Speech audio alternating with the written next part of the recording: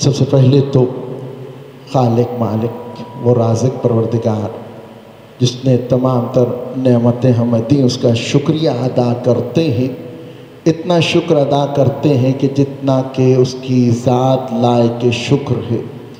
اور اس کی سب سے بڑی نعمت محمد وآل محمد کی وہ ہستیاں جو ہمارے لیے ہدایت کا سرچشمہ ہیں، جو ہمارے لیے نجات ہیں، جو ہمارے لیے شفیع روز جزا ہیں.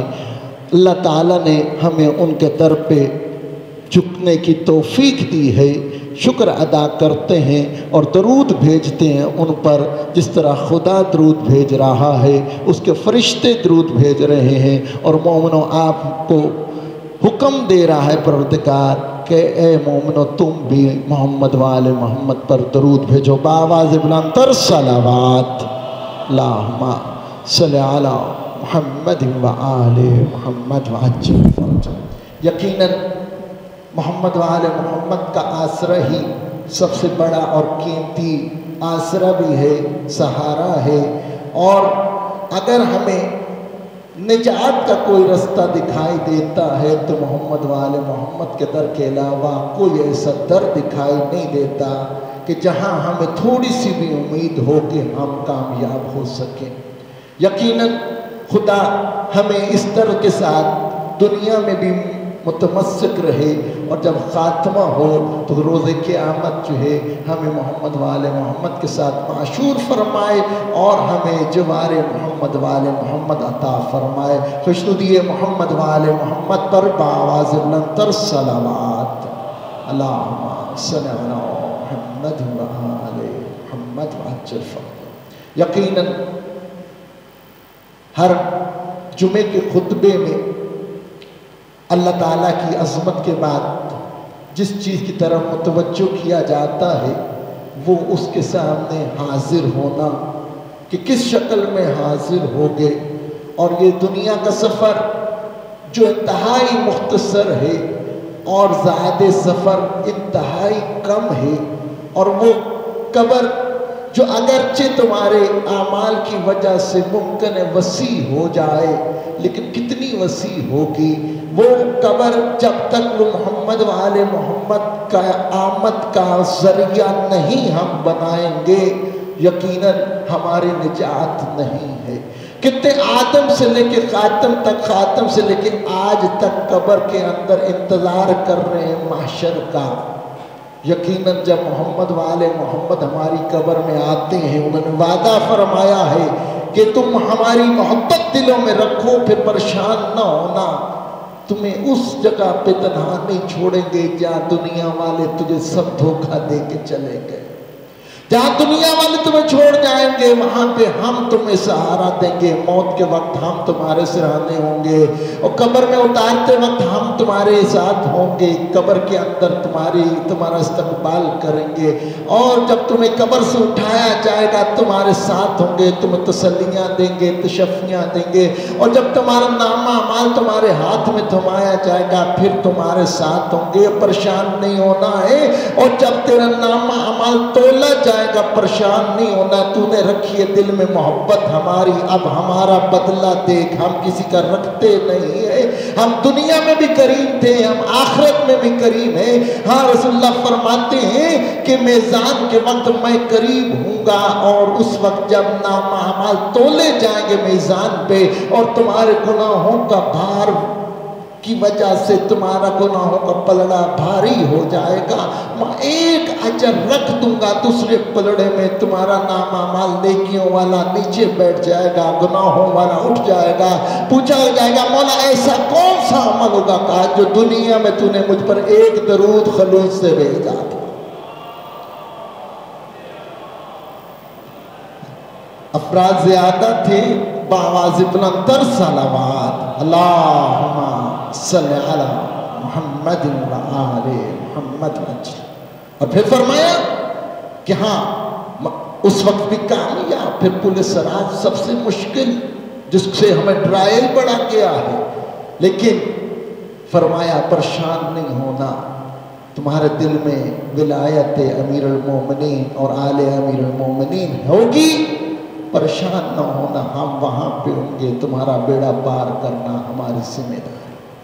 اس لیے دعا کیا کریں پروردگار جو نعمت تو نے ہمیں یہ عطا کی ہے، ہمارا خاتمہ بھی اسی پہ فرما اور قیامت تک ہمیں اسی پر قائم دائم رکھ۔ یقیناً ہم جب تاریخ کا مطالعہ کرتے ہیں تو کچھ ایام ایسے آتے ہیں کہ جس میں ایسی ہستیوں کا ہمیں سامنا ہوتا ہے کہ ہاں جی اسلام کے بعد ان پہ بڑے ظلم ہوئے۔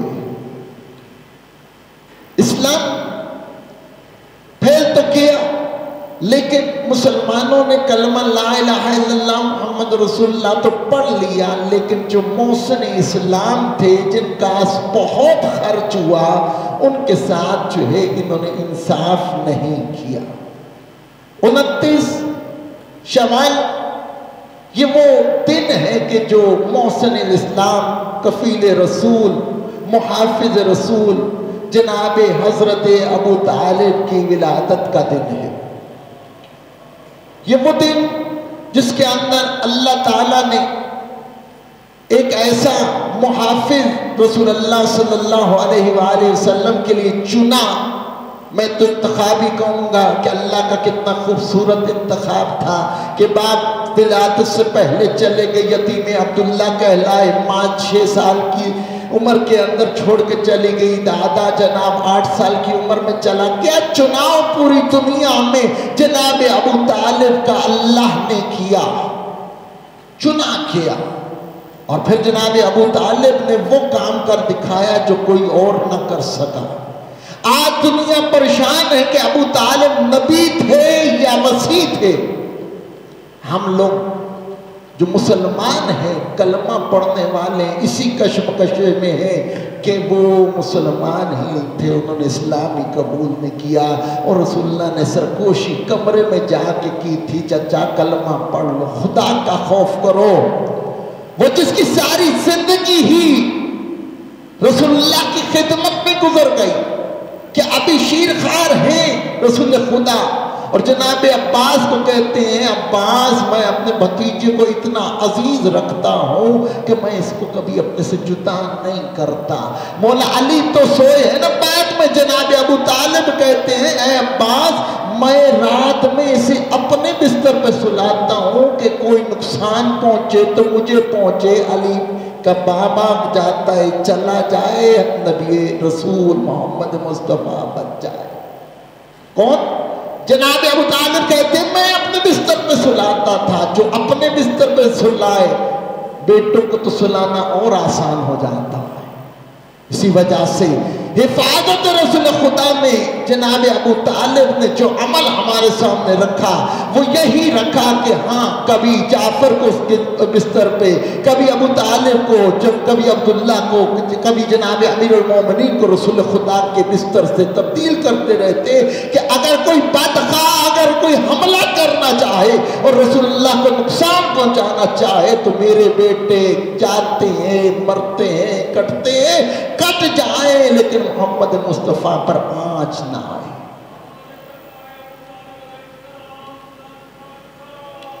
اللہم صلی علی محمد وآلہ۔ ہمیں کہا جاتا ہے ایمان، ہم کہتے ہیں کہ ہم عظمت اور شان کو نہیں پہنچ سکتے جناب ابو طالب کی، اور پھر وہ دیوان ابو طالب جو شاعری سے ذوق رکھتے ہیں، ذرا اٹھا کے دیوان ابو طالب کا آج جا کے مطالعہ کیجئے، ایک ایک شعر دیکھ کے آپ حیران رہ جائیں گے، اتنی معرفت ہے رسول خدا۔ مکہ مکرمہ کے اندر کہسالی آ گئی، بارش نہیں ہو رہی ہے، جانور مر رہے ہیں، فصلیں تباہ ہو گئی، ہاں انسان مرنے لگ گئے، ہر ایک نے اپنے بت کو پوجا، 365 بت رکھے ہوئے تھے خانہ کعبہ میں، ہر دن ایک مخصوص تھا اس کی عبادت کرنی ہے سال میں۔ جب سارے اپنے اپنے بتوں کو پوج چکے، گڑ گڑا کے، بلیاں چڑھا کے، قربانیاں دے دے کے تھک گئے تو پھر کہا اے ابو طالب تو اپنے خدا سے بھی دعا کر۔ یہ بہت بڑی دلیل ہے کہ ابو طالب کا خدا اور تھا، ان کا خدا اور تھا۔ جناب ابو طالب نے کہا اچھا میں دعا کرتا ہوں، لاؤ میرا بیٹا لاؤ۔ وہ جناب رسول خدا کو لائے گئے، بچپنا ہے، ہاں کوہ ابو قبیس پہ گئے، واسطہ کس کا دیا ہے؟ اے پروردگار تجھے زلفوں والوں کا واسطہ، اے تجھے اس کالی روشن آنکھوں کا واسطہ، تجھے اس بچے کا واسطہ، پروردگار بارش برسا دے۔ کہا اتنی بارش ہوئی کہ خانہ کعبہ کا طواف رک گیا، خانہ کعبہ جو ہے ہر شخص اپنے اپنے میں گھروں میں لوٹ گیا، یہاں تک تاریخ کی پہلی بارش کعبہ میں اتنی زور سے ہو۔ عزیزان گرامی، اور پھر 12 سال کی عمر کے اندر جب جناب ابو طالب کا پیشہ تجارت ہے، تجارت کی غرض سے شام کے سفر پہ لے کے گئے کہ رستے میں ایک ایسا مقام آیا جہاں پہ ایک نابینا شخص جو ہے عیسائی پادری تھا، بحیرہ نام تھا، ہاں انتظار میں بیٹھا تھا کہ ایک خشک درخت ہے، دور بیٹھ کے وہ انتظار کر رہا تھا، آنکھوں کے اندر جو ہے بینائی ختم ہو گئی تھی، غلام سے کہہ رکھا تھا کہ دیکھیں دن تو وہی ہے، آنا تو آج کل میں اسے تھا، پہنچ جانا چاہیے تھا، استقبال کرنا چاہتا ہوں، کاش آنکھیں ہوتی خود دیکھتا، لیکن آنکھیں نہیں ہیں، تو مجھے بتائیں۔ جیسے ہی قافلہ جو ہے وہ اس مقام پہ پہنچا تو جو انتظار تھا وہ ختم ہوا۔ غلام نے کہا عجیب، کہا کیا ہوا؟ کہا وہ درخت جو صدیوں سے ہمارے آباء و اجداد سے خشک پڑا تھا، یکلخت اس کے اندر پتے آ گئے، وہ سرسبز ہو گیا ہے، وہ گھنی چھاؤں دینے لگ گیا۔ کہا اس کے نیچے کوئی بیٹھا ہے؟ کہا ایک چھوٹا سا بچہ آ کے بیٹھا ہے۔ کہا بس وہی ہے، مجھے اس کے پاس لے چلو۔ عزیزان گرامی، بہت طویل قصہ ہے، انشاءاللہ مطالعہ کیجئے گا۔ اس نے کہا کہ یاد رکھیے اے ابو طالب یہ کوئی عام بچہ نہیں ہے، یہ اللہ تعالیٰ ان کو عظمتیں عطا کرنے والا ہے۔ یہ دیکھ آج تک اس درخت کے نیچے عیسیٰ کے بعد کوئی نہیں بیٹھ سکا، آج 550 سال کے بعد یہ بچہ بیٹھا ہے، میں اسی کا استقبال کے لیے بیٹھا ہوں۔ ہمارے آباء و اجداد نے بتایا تھا، نشانیاں میں ساری دیکھ چکا ہوں، یہ اس کا خیال رکھنا، شام لے کے جاؤ گے نقصان ہو جائے گا، واپس لے جاؤ۔ جناب ابو طالب آگے نہیں بڑھے، واپس مکہ مکرمہ کے اندر لے کے آ گئے، اور پھر ابو طالب نے تجارت چھوڑ دی۔ کیا کرتے ہیں؟ حفاظت پہ مامور، یہاں تک کہ 40 سال کہ رسول خدا ہوئے تو یہ حفاظت پہ معمور ہے۔ اور جیسے ہی جناب رسول خدا مبعوث ہوئے اور اعلان نبوت کیا ہے تو سب سے پہلے اگر کسی کے گھر میں سے ان کی حمایت کا اعلان ہوا ہے تو وہ جناب ابو طالب کا گھر ہے۔ اسلام کے لیے سب سے پہلا اگر کہیں دسترخوان سے جایا گیا ہے تو جناب ابو طالب کے گھر میں دعوت ذوالعشیرہ کا دسترخوان سجا ہے۔ زن گرامی، کسی کی اجازت کے بغیر کہیں دسترخوان لگایا جا سکتا؟ گھر میں وہ بھی پیسہ لگتا ہے۔ ہاں آج لوگ پانی نہیں پوچھتے، یہاں تو ایک بندے کی دعوت، وہاں پہ تو جناب تمام مشرکین کی دعوت، پورے مکہ کی دعوت۔ ہاں سردار عرب ہے، سید البطحاء نام ہے۔ عزیزان گرامی، جناب ابو طالب علیہ السلام رسول اللہ کی حفاظت پہ ایسے معمور ہیں کہ ہاں رسول اللہ نہیں مل رہے ایک دن، اور تمام بنو ہاشم کے جوانوں کو اکٹھا کر کے اعلان کر دیا ہے، بنو ہاشم کے جوانوں جاؤ خانہ کعبہ کے ارد گرد بیٹھے تمام مشرکین کے سرداروں کے سروں کے اوپر تلواریں لے کے کھڑے ہو جاؤ۔ دیکھو اگر میں اشارہ کروں کہ رسول خدا صحیح سالم واپس آ گئے تلواریں نیاموں میں رکھنا، لیکن اگر میں اشارہ کروں کہ نہیں آئے تو ان کے سر تن سے جدا کر دینا۔ اتنی حمایت، رسول اللہ مل گئے۔ اب ہونا تو یہی چاہیے تھا، چپکے سے کہتے ہیں جوانوں آج جو کام ہو گیا اب ضرورت نہیں، بلکہ اعلان کیا ہے اے مکہ کے سرداروں توجہ کرو، اپنے سروں پہ دیکھو کون کھڑے ہیں۔ دیکھا جوان، کہا کیا ہوا؟ کہا اے جوانوں تلواریں نکال لو۔ تلواریں نکال لی گئی اور کہا کہ یہ دیکھو تلواریں، آج میرا بھتیجا محمد کو اگر کچھ ہو جاتا تو تم اس وقت زندہ نہ ہوتے، تمہارے سر تن سے جدا ہو جاتے۔ عزیزان گرامی، اللہ تعالیٰ جس کے عمل کو اپنا عمل کہلا، تم لوگ اسے کافر کہتے ہو، تم کہتے ہو اس نے کلمہ نہیں پڑھا ہے۔ عزیزان گرامی، ان کی عقل جو ہے وہ کام نہیں کرتی ہے۔ ہاں، جناب فاطمہ بنت اسد بڑے ڈنکے کی چوٹ پہ کہتے ہیں کہ سب سے پہلے ایمان لانے والے میں سے تھی، اور کہاں رہ رہی ہیں؟ جناب ابو طالب کے گھر میں رہ رہی ہیں۔ کچھ عقل کے ناخن لو کہ وہ عورت جس کا شوہر کافر ہو جائے، وہ مومنہ ہو جائے، اس کو اپنا شوہر چھوڑنا پڑتا ہے۔ عجیب شوہر ہے کہ نہ بیوی کو چھوڑتا ہے، عجیب بیوی ہے کہ اپنے شوہر کو نہیں چھوڑتی، عجیب بھتیجا ہے کہ اپنے چچا سے گفتگو کرتا ہے جبکہ اس نے کلمہ نہیں پڑھا، اور جب وہ اس دنیا سے چلا جاتا تو کہتا ہے کہ میں نے ایک دن نہیں غم منایا، میں نے بلکہ سارا سال غم منانا ہے، پورا سال عام حزن کا سال قرار دیا۔ غم کا سال۔ حسن گرامی، بات کچھ اور نکلتی ہے۔ بات اگر نتیجے پہ لائی جائے اور نہ مختصر کروں تو بات یہی نکلتی ہے کہ جناب ابو طالب، کیونکہ علی ابن ابی طالب کے بابا ہے، رسول اللہ کے بعد جناب ابو طالب سے کوئی مسئلہ نہیں، اگر مسئلہ ہے تو جناب علی سے مسئلہ۔ حسن گرامی، حق بنتا ہے جناب ابو طالب کی عظمت اور ان کی شان لوگوں کے سامنے بیان کی جائے۔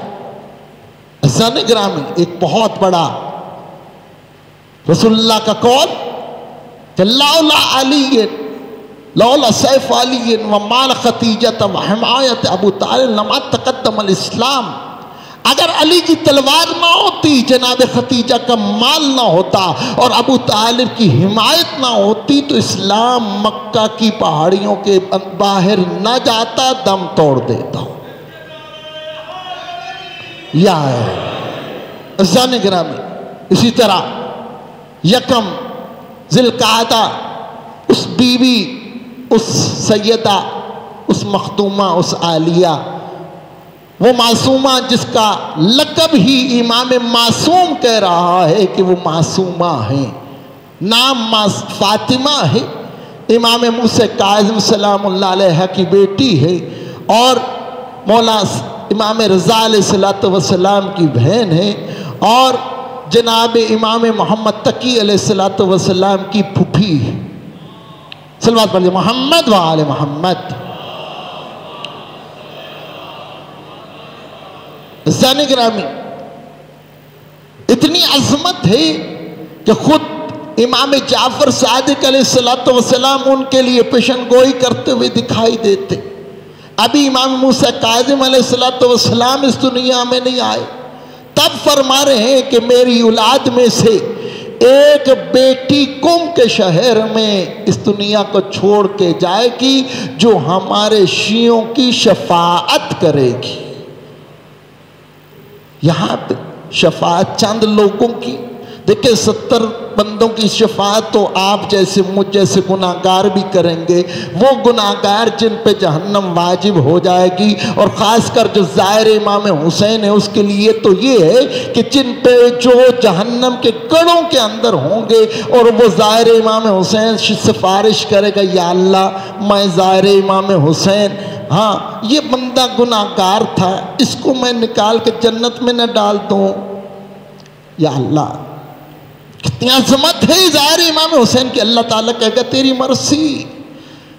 روایات میں 70 ان لوگوں کو جن کے اوپر جہنم واجب ہو چکی ہوگی اور جہنم کے کڑوں کے اندر وہ جو چل رہے ہوں گے، ظاہر امام حسین اس کی 70 کی جو شفاعت کرے گا۔ اور عزیزان گرامی، آپ نماز جنازہ پہ کھڑے ہوتے ہیں، آپ اس مرحوم کی دعا کے لیے دعا کرتے ہیں، اللہ تعالیٰ آپ کی دعا قبول کرتا۔ تو وہ سیدہ جس کے لیے کہا گیا تمام شیعوں کی شفاعت کرنے والی ہے، اور پھر جن کی زیارت امام رضا علیہ السلام خود فرماتے ہیں، من زارا قبر معصومہ بقم وجبت لہ الجنہ، اور یہ بھی کہا کہ کمن زارنی، کہ جس نے کی معصومہ جناب فاطمہ معصومہ کی قم شہر میں جا کے ان کی قبر کی زیارت کی، گویا اس نے میری زیارت کی۔ اور روایات میں ہے کہ امام رضا علیہ السلام کی زیارت کی عظمت اور ثواب امام حسین سید الشہداء کی زیارت سے بھی زیادہ ہے۔ عزیزان گرامی، یہ وہ بی بی ہے کہ جس نے جب قم مقدسہ کے اندر قدم رکھے، قم وہ عظمت والا شہر ہے جس کے لیے روایات میں ہے کہ جنت کے 8 دروازے ہیں، تین دروازے اس شہر کے اندر کھلتے، کچھ اہل بیت کہا گیا، اہل بیت کا شہر کہا گیا۔ روایات کے اندر ہے کہ جو شخص یہ چاہتا ہے کہ ہاں جی نجف کے اندر جائے تو اس کو نجف جانا پڑتا ہے مولا امیر المومنین کی زیارت کے لیے، جو رسول اللہ کی زیارت کرنا چاہتا ہے مدینہ منورہ کا سفر کرتا ہے، جو کربلا میں جائے گا تو اس نے مولا حسین کی زیارت کرنی ہے۔ اسی طرح جس نے امام موسیٰ کاظم کی زیارت کرنی ہے اسے کاظمین میں آنا پڑے گا۔ امام محمد تقی کے لیے بھی کاظمین میں آنا پڑے گا۔ امام حسن عسکری، امام محمد علی نقی علیہ السلام کی زیارت کے لیے سامرہ جانا پڑے گا۔ عزیزان گرامی، ہمیں اس در کی فضیلت یہاں پہ نظر آتی ہے کہ امام رضا علیہ السلام نے خود اپنی ہمشیرہ کی زیارت نامہ کو بیان کیا۔ آپ نے زیارت کی ہوگی، جتنی بھی مستورات ہیں اہل بیت کے گھرانے کی، آپ جب زیارات پہ جاتے ہیں تو وہاں پہ آپ دیکھتے ہیں کہ یہ زیارت تو میں نے قم میں پڑھی تھی۔ عزیزان گرامی، جو اس کے علاوہ جتنی بھی زیارات ہیں سب اسی سے کاپی کر کے انہی کے الفاظ کو کوڈ کر کے ادھر زیارت لکھی گئی ہے، کیوں کسی اور کی زیارت کو کسی امام نے نہیں تحریر کیا، نہیں بیان کیا۔ یہ واحد زیارت ہے جس کو آپ جب ملحوظ خاطر رکھتے ہیں تو اس کے الفاظ ہی اتنے عجیب ہیں کہ پہلے انبیاء کو غائب کے صیغہ استعمال کر کے سلام کیا گیا، اور پھر جب آئمہ کی باری آتی ہے تو سلام اس طرح کیا جاتا ہے: السلام علیکہ یا رسول اللہ، السلام علیکہ یا ابن امیر المومنین، السلام علیکہ یا ابن فاطمہ زہرا، السلام علیکہ یا بنت رسول اللہ، السلام علیکہ یا ابن الحسن والحسین۔ ایک ایک نبی کا نام، ایک ایک آئمہ کا نام لے کے پہلے انبیاء کا ذکر آیا، جب سلام ہوا تو غیب کا صیغہ استعمال ہوا، اور جب آئمہ تحریم کی جب باری آئی اور ان کو سلام کرنے کا جو ارادہ کیا گیا تو اب غائب کا نہیں، اب مخاطب کا صیغہ ہے۔ مخاطب یعنی گویا سامنے کھڑا ہے اور آپ اس کو سلام کر رہے ہیں۔ علماء کرام نے نتیجہ یہ اخذ کیا کہ دیکھو، اگر تم رسول خدا کی زیارت کرنا چاہتے ہو تو مدینہ جانے کی ضرورت نہیں، بس ارادہ کرو کہ میں نے رسول خدا کی زیارت کرنی ہے اور قبر جناب معصومہ قم کی زیارت کر لو، گویا تم نے رسول اللہ کی زیارت کر لی۔ اور اگر تم چاہتے ہو جناب امیر المومنین کی زیارت کرنا چاہو تو تمہیں نجف جانے کی ضرورت نہیں، بس قم مقدسہ میں جناب فاطمہ بنت موسیٰ کاظم کی قبر کی زیارت کر لو، گویا تم نے نجف میں مولا علی کی زیارت کر لی۔ اور چاہتے جناب سیدہ حضرت فاطمہ زہرا کی زیارت کرو تو ادھر ادھر جانے کی ضرورت نہیں، سیدھا قبر جناب معصومہ قم سلام اللہ پر چلے جاؤ اور وہاں پہ سلام کر کے تم جناب سیدہ کو سلام کر سکتے ہو۔ اول سے لے کے 12 اماموں کی زیارت کا اگر شرف حاصل کرنا چاہتے ہو تو ایک جناب فاطمہ معصومہ قم سلام اللہ کی قبر کی زیارت کر لو، گویا تم نے 12 معصوموں کی، 14 معصومین علیہ السلام کی زیارت کر لی۔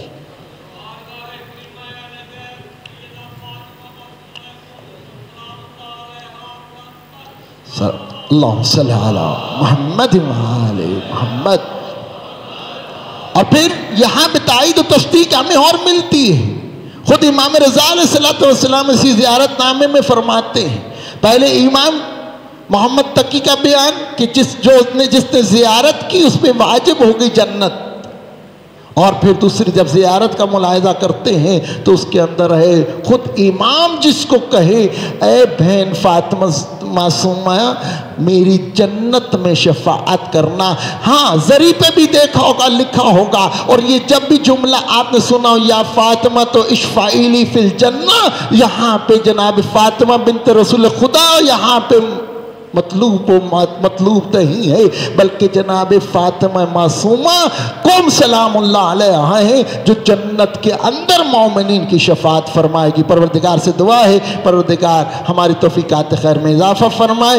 परवरदिगार हमें सीरत मोहम्मद वाले मोहम्मद को सीखने, समझने और उस पर अमल करने की तौफीक अता फरमाए। हमारा खात्मा बिलखैर फरमाए। इमाम ज़माना अलैहिस्सलातु वस्सलाम के ज़ुहूर में ताजील के लिए जितने हाज़रीन में बीमार हैं और बीमार मखसूसा की जल्द सेहतियाबी के लिए, शफाअत हज़रत फ़ातिमा ज़हरा सलामुल्लाह अलैहा के लिए 5 मरतबा बाआवाज़ बुलंद तर सलावत।